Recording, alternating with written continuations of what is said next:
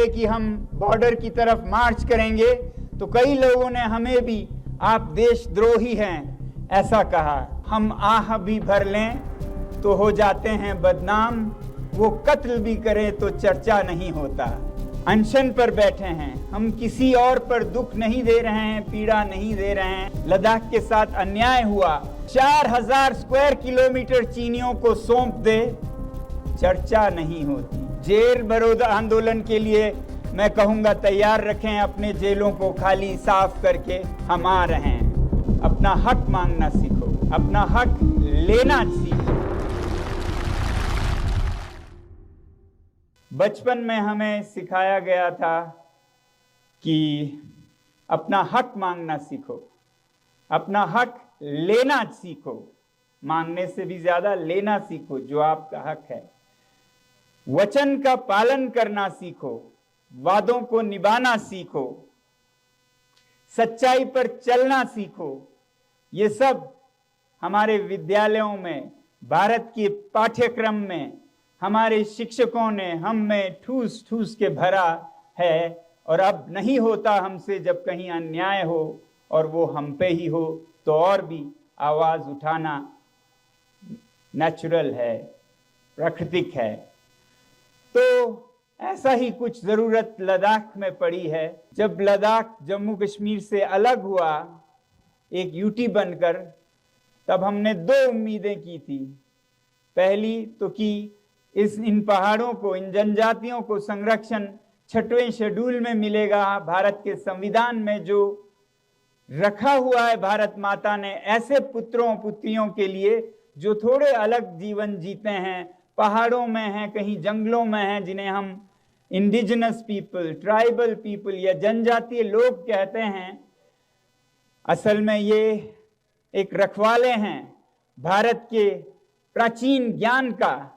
आज दुनिया को, भारत ही नहीं दुनिया को इनसे सीखने की जरूरत है कि इस पृथ्वी पर अगर शांति से रहना है तो कैसे जिएं, वो इन जनजातियों से सीख मिलेगी। तो इन्हें संजोए रखने के लिए ये 6 शेड्यूल की उम्मीद लद्दाख के लोगों ने जरूर की, क्योंकि यहाँ पर 97% जनजातीय संख्या है ऐसा कहा जाता है।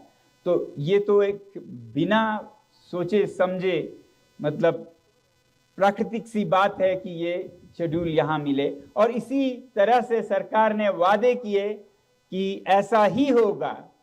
जब यूटी बना, जिस पर हम बहुत खुश हुए, कृतज्ञ हुए, उसके बाद उन्होंने फिर वादे किए कि ये संरक्षण भी आपको दिया जाएगा। और इन वादों को चुनावों में, घोषणा पत्र में लाया गया, मैनिफेस्टो में नंबर 1, 2, 3 पर। और इसी को देखते हुए, इसी विश्वास में, इसी भरोसे पर लोगों ने भारी संख्या में वोट देकर सरकार को, जो अभी सरकार है, उसको जिताया। संसदीय चुनाव में भी, हिल काउंसिल में भी। मगर उसके बाद वो वादे से पीछे हटे और 4-4.5 साल के टाल मटोल के बाद पिछले 4 मार्च को उन्होंने साफ इनकार कर दिया। वादा करने के बावजूद क्या ये जायज है आप लोगों को? ये जायज नहीं है, कोई बच्चा समझ सकता है। अब ये हमारा हक बनता है कि जो वादा हुआ है उसे हम लें। यही तो हमने बचपन में सीखा, अपना हक लेना सीखो, वचन पूरा करना सीखो।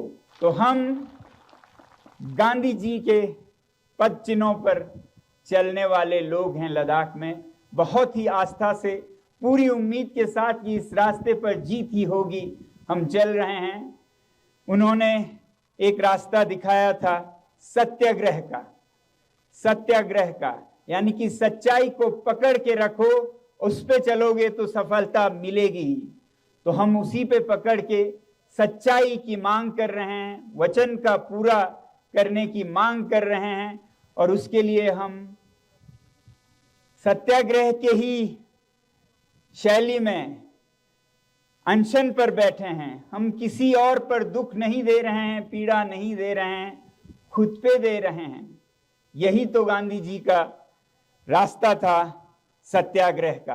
तो अभी 21 दिन का तो ठीक गांधी जी के अनुसार हम चले। और अब इस चरण के बाद दूसरे चरण में बैठे हैं हमारे लद्दाख की महिलाएं। वो आज से अनशन पर बैठी हैं, लंबी अनशन पर।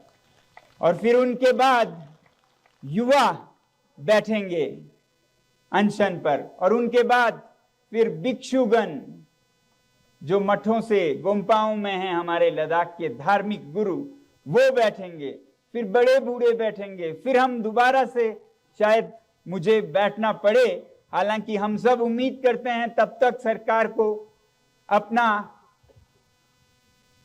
फैसला एहसास होगा कि उनके फैसले में कुछ ऊंच नीच रह गई, लद्दाख के साथ अन्याय हुआ।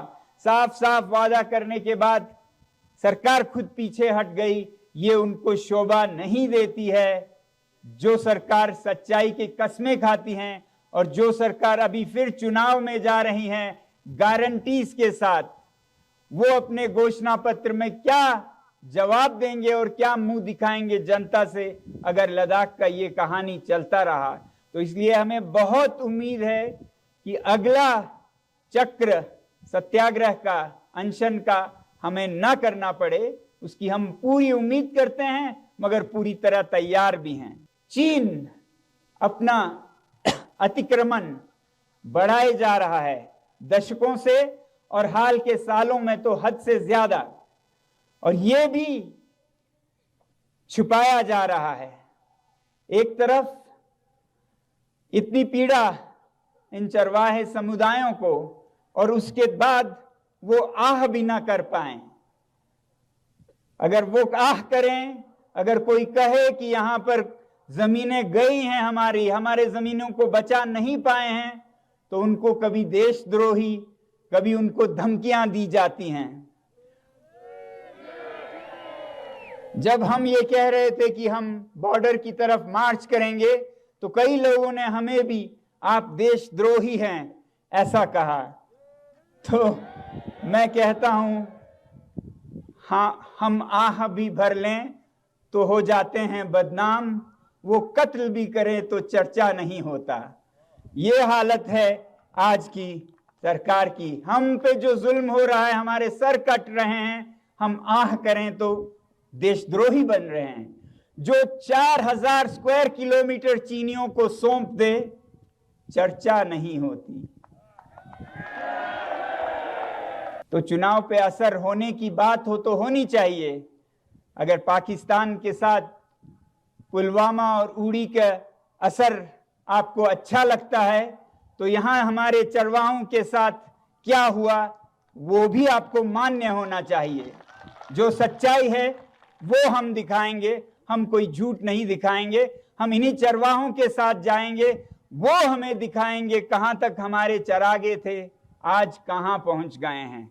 दूर से दिख जाते हैं सब, वो हमें दिखाएंगे।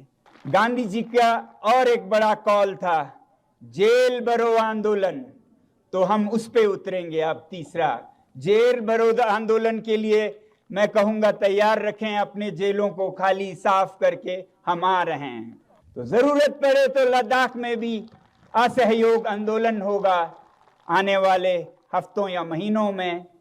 नॉन कोऑपरेशन मूवमेंट, जिसमें लद्दाख के जितने भी लोग सरकार या गैर सरकारी प्रोजेक्ट से जुड़े हैं, वो सब अपना हिस्सा निभाएंगे, जिम्मेदारी निभाएंगे, क्योंकि सबके भविष्य का सवाल है, ये सबके बच्चों का सवाल है।